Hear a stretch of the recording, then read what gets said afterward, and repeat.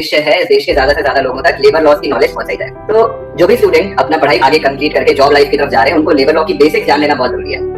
Labour law बनाए गए हैं एम्प्लॉइज के राइट को प्रोटेक्ट करने के लिए। तो अगर आप इनके बारे में जानेंगे तो आपको बहुत सारी चीजों में हेल्प होगी। सबसे पहले आपको हेल्प होगी, अगर आप कोई नया जॉब करने जा रहे हैं तो उसका जॉब का कॉन्ट्रैक्ट साइन करने से पहले आप क्लियरली समझ पाओगे कि आपकी सैलरी कितनी होनी चाहिए। प्लस आपने कई बार देखा होगा कि सीपीसी और जो आपको इन हैंड मिल रहा है उसमें जमीन आसमान का अंतर हो जाता है। तो ये वाली सारी इश्यूज आप सॉल्व कर पाओगे। प्लस जब आप अपनी पे स्लिप देखोगे तो पे स्लिप में देखोगे इतने सारे डिडक्शन आखिर किस चीज के लिए हो रहे हैं। हम ज्यादातर लोगों को पता होता है कि इनकम टैक्स का डिडक्शन किस लिए हो रहा होता है, लेकिन उसके अलावा इतने सारे डिडक्शन के बारे में जीरो आइडिया होता है। आज मैं कोशिश करके करने वाला हूँ कि आने वाले कुछ मिनटों में मैं आपको 10 इंपॉर्टेंट लेबर लॉस के बारे में बताऊंगा और उनकी पूरी समरी लेस देन 1 मिनट में एक एक्ट की मैं आपको बता दूंगा, जो इंडिविजुअली 100 पेज के एक्ट है। प्लस वीडियो के एंड में मैं आपको 2 बोनस एक्ट बताऊंगा जिनको आप यूज करके अपने जॉब के टर्मिनेशन को, कॉन्ट्रैक्ट को बहुत अच्छे तरीके से नेगोशिएट कर सकते हो। वीडियो शुरू करने से पहले मैं आपको डिस्क्लेमर दे दूं कि इंडिविजुअल एक्ट 100 पेजेस से भी बड़े होते हैं, लेकिन मैं उनको कोशिश करके 1 मिनट में समराइज करता हूँ। तो ऐसा नहीं कि मैं सारी चीजें बता पाऊंगा। इसको आप ऐसे समझ सकते हो कि आप एग्जाम में पेपर लिखने जा रहे हो, मैं आपको चिट बना के दे रहा हूँ। उस चिट को यूज करके आप एग्जाम में पास तो हो जाओगे, लेकिन उसमें टॉप बिल्कुल नहीं कर पाओगे। तो अगर इनके बारे में आपको डिटेल में जानना है, आपको पता चल रहा है कि ये वाला एक्ट आप पर लग रहा है, आपकी कंपनी में लग रहा है और आपके बारे में डिटेल में जानना चाहते हो, तो यूट्यूब पे सर्च कर लो,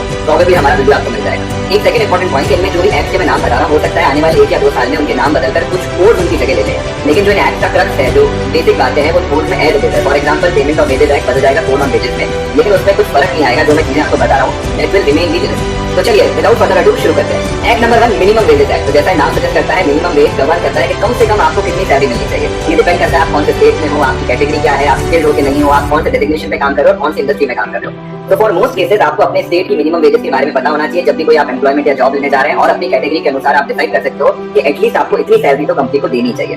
number 2 act, payment of wages act 1936। तो ये एक्ट ये बताता है, सबसे इंपॉर्टेंट बात सबसे पहले मैं आपको बता देता हूँ कि आपकी सैलरी कंपनी को आपको 7th ऑफ एवरी मंथ तक दे देनी चाहिए, नहीं तो इससे बड़ा ऑफेंस बनता है। इसके अलावा एक्ट ये भी कवर करता है कि कौन से आपके डिडक्शन हो सकते हैं, कौन से नहीं हो सकते। कंपनी मन माने डिडक्शन आपकी सैलरी से नहीं कर सकती। ये act payment of wages cover करता है। Third important act, equal remuneration act 1976। ये करके कहता है कि अगर सेम पोजीशन पर कोई जॉब है तो आप सेक्स के आधार पर या फिर कलर के आधार पर या कास्ट के आधार पर अलग अलग एम्प्लॉइज को अलग अलग सैलरी नहीं देते। फॉर एग्जाम्पल, आपने एक अकाउंटेंट हायर किया है और सिमिलर पोस्ट के लिए फीमेल अकाउंटेंट को भी हायर किया है, दोनों की क्वालिफिकेशन, वर्किंग सारी चीजें सेम है, लेकिन आप मेल अकाउंटेंट को 15,000 दे रहे हो और फीमेल को 12, ये नहीं चलेगा। ये इक्वल रेम्यूनरेशन एक्ट कहता है। अब 4th एक्ट से बनाने से पहले मैं आपके साथ एक छोटा सा बहुत इंपॉर्टेंट कंसेप्ट शेयर करने वाला हूँ। तो जब भी आप अपना जॉब के लिए जाए तो आपको 3 टर्म्स के बारे में पता होना चाहिए। वो है आपकी wage rate, cost to company and net wage. इन तीनों में डिफरेंस क्या है? तो जो वेज रेट होती है ये सबसे इंपॉर्टेंट है और इसके अनुसार ही आपकी नेट वेजेस जो आपको घर पे मिलेगी और कॉस्ट टू कंपनी डिसाइड होती है। तो इसका ऑर्डर समझिए, मिडल में रहेगा आपका वेज रेट। वेज रेट के ऊपर कंपनी बहुत सारे ऐसे खर्चे करती है या बहुत सारी स्टैट्यूटरी कंप्लायंस होती है जिसमें कंपनी को आपके बिहाफ पे पेमेंट करना पड़ता है। वो सारी चीजें जोड़ के कंपनी बना देती है कॉस्ट टू कंपनी।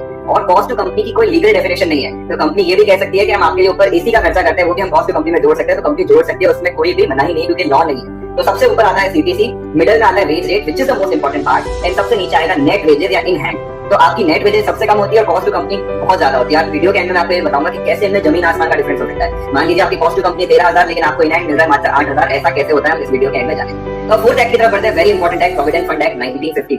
ये गवर्न करता है आपको जो प्रोविडेंट फंड का पैसा मिलना है और रिटायरमेंट के समय पेंशन मिलती है, क्योंकि अब हम गवर्नमेंट जॉब में तो है नहीं ज्यादातर एम्प्लॉय कि हमको सरकार फिक्स पेंशन देगी, इसलिए हमारी जो पेंशन है हमको खुद को पैसा इकट्ठा करके बनानी पड़ती है ताकि रिटायरमेंट में हमको एक रेगुलर पेंशन मिले। तो इसमें डिडक्शन कितना होता है? इसमें आपकी सैलरी का 12% डिडक्शन होगा, वो बेसिक प्लस डीए पर होगा, और आपका जो एम्प्लॉयर है वो 12 प्लस 1%, 12% तो आपको एडिशनल देता है, प्लस 1% ये इंश्योरेंस और एडमिन चार्जेस के अगेंस्ट देता है। तो उसका एग्जांपल से समझें, अगर मान लीजिए किसी की बेसिक प्लस डीए 10,000 है तो उसका 12% डिडक्ट होगा 1200 और उसको इन हैंड मिलेंगे 8800, लेकिन उसका जो एम्प्लॉयर है वो 10,000 के ऊपर एडिशनल 300 रुपीज जमा करेगा पीएफ के पास, तो उसकी जो कॉस्ट टू कंपनी हो जाएगी वो हो जाएगी 11,300। इसमें एक चीज आपको ध्यान रखना है कि जो कंपल्सरी डिडक्शन की लिमिट है वो 15,000 रखी है, यानी 1800 रुपीज, लेकिन अगर आप और आपका एम्प्लॉयर चाहें तो इससे ज्यादा भी डिडक्शन कर सकते हैं। नेक्स्ट एक्ट की तरफ बढ़ते हैं। 5th एक्ट वो है एम्प्लॉय स्टेट इंश्योरेंस एक्ट। अगर इसको आप शॉर्ट में समझना चाहें तो ये कॉम्बिनेशन है 2 टाइप ऑफ इंश्योरेंस का। एक है आपकी मेडिकल इंश्योरेंस, वो भी सिर्फ आपके लिए नहीं, आपकी पूरी फैमिली के लिए, तो फैमिली मेडिकल इंश्योरेंस, एंड आपके लिए एक्सीडेंटल इंश्योरेंस जब भी आप जॉब पर होते हैं। इसकी जो लिमिट रहती है वो 21,000 की सैलरी तक इसमें एम्प्लॉय कवर रहता है। इसमें डिडक्शन काफी कम रहता है, 6.75% ऑफ योर वेजेस, लेकिन इसमें एम्प्लॉयर एडिशनल कंट्रीब्यूट करता है 3.25% of wages, overall 4% of wages ESI में जाता है। फॉर एग्जांपल, किसी एम्प्लॉय की वेज 10,000 है तो उसका 75 रुपीज तो डिडक्ट होगा, यानी उसको मिलेंगे 9,925 और 325 रुपीज एडिशनल एम्प्लॉयर जमा कराएगा। तो इसमें कॉस्ट कंपनी कितना हो गया? 10,000 प्लस 325, यानी 10,325। 6th एक्ट की तरफ बढ़ते हैं, बोनस एक्ट 1965। बोनस का नाम सुनते हमें खुशी आती है, अरे वाह बोनस मिला। ज्यादातर लोगों को ये नहीं पता होता है कि सरकार ने स्टैट्यूटरी बोनस मैंडेट कर रखा है, यानी आप किसी भी कंपनी में काम करते हैं तो ऐसा हो ही नहीं सकता कि आपको बोनस नहीं मिल रहा, बोनस देना कंपल्सरी हो जाता है। तो बोनस कितना मिलता है? बोनस मिलता है आपकी वेज का 8.33%, लेकिन ज्यादातर लोगों को बात पता नहीं होती कि 8.33% लोअर लिमिट है। अगर हमारी कंपनी को प्रॉफिटेबल है, अच्छा मुनाफा कर रही है, तो ये 20% के हिसाब से देना होता है, लेकिन ज्यादातर कंपनी इसको 8.33% के हिसाब से आपके सीपीसी में लिखकर ऐड कर देती है, which is a very wrong practice. Seven आ रहा है ग्रेजुएटी एक्ट 1972। ग्रेजुएटी यानी आभार। अगर आप किसी कंपनी के अंदर बहुत सारा समय देते हैं, बहुत सारे साल देते हैं, तो कंपनी की रिस्पॉन्सिबिलिटी बनती है कि जब भी आप जॉब छोड़ के जाए तो आपको ऐसे ग्रेजुएटी आभार कुछ पैसा दें। लेकिन हमारे एम्प्लॉयर हैं वो ऐसे तो देंगे नहीं, तो इसके लिए सरकार को टैक्स बनाना था। तो ग्रेजुएटी एक्ट ये कहता है कि अगर आप किसी भी कंपनी में 5 साल से ज्यादा काम कर रहे हैं तो आपको एवरी ईयर ऑफ वर्किंग के हिसाब से 15 दिन की ग्रेजुएटी देनी पड़ेगी। तो मान लीजिए आपने किसी कंपनी में 10 साल काम किया है, तो 15 दिन एवरी ईयर के हिसाब से जो भी आपकी लास्ट ड्रॉन सैलरी है, यानी आपकी प्रमोशन वगैरह होकर जो भी सैलरी लास्ट में आपकी बनी है, उसके आधार पर 15 दिन की सैलरी यानी टोटल मिला के 150 दिन की सैलरी आपको देनी होगी। तो अगर आप किसी कंपनी में लंबा टिके हैं तो आपको ग्रेजुएटी मिलने का पूरा हक है।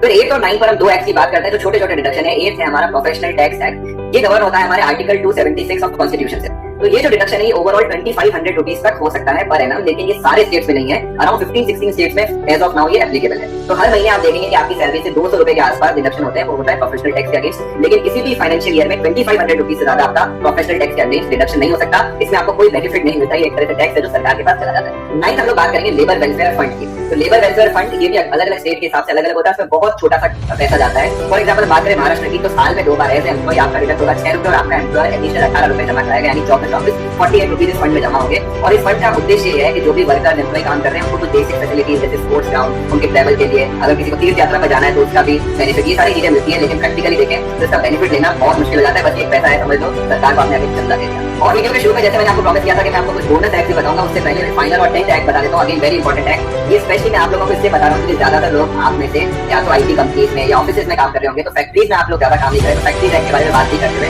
मैं बात करता हूँ shop and establishment act. Shop and establishment act ये गवर्न करता है कि आपको साल भर में कितनी छुट्टी मिलनी चाहिए, सिक लीव कितनी मिलनी चाहिए, कैजुअल लीव कितनी मिलनी चाहिए, कौन से दिन हॉलीडे होना चाहिए, ये सारी चीजें इस एक्ट के अंदर आती है। और ये स्टेट टू स्टेट अलग अलग रहता है। हो सकता है कुछ स्टेट में केवल सिक लीव मिल रही हो सकता है कुछ स्टेट में केवल कैजुअल लीव मिल रही हो। ये सारी स्टेट के बारे में आपको देखना होगा कि आपके स्टेट का रूल क्या कहता है और आपका एम्प्लॉयर आपको कितनी लीव दे रहा है।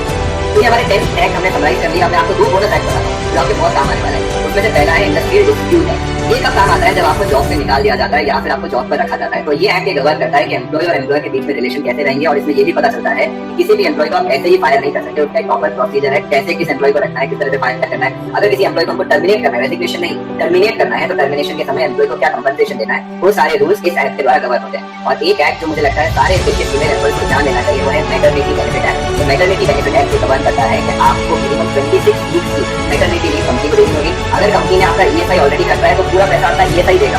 मान लीजिए ईएसआई नहीं कट रहा है तो मैटरनिटी का पैसा आपके एम्प्लॉयर को देना होगा। 26 वीक्स की पेड लीव आपको मिलनी चाहिए।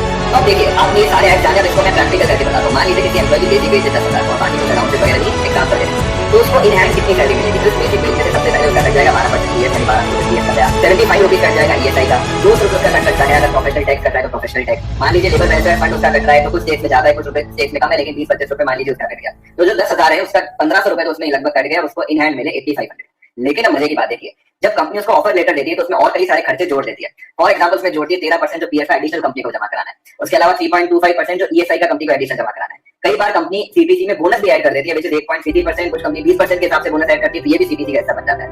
फिर ग्रेजुएटी का जैसे मैंने आपको बताया कि मिनिमम 5 साल कंप्लीट करोगे तब मिलेगी, 1 साल में आपने कंपनी छोड़ी तो मिलेगी नहीं, लेकिन कंपनी इसको भी सीपीसी में जोड़ देती है। 4-4.5% ग्रेजुएटी को भी सीपीसी में जोड़ दिया जाता है।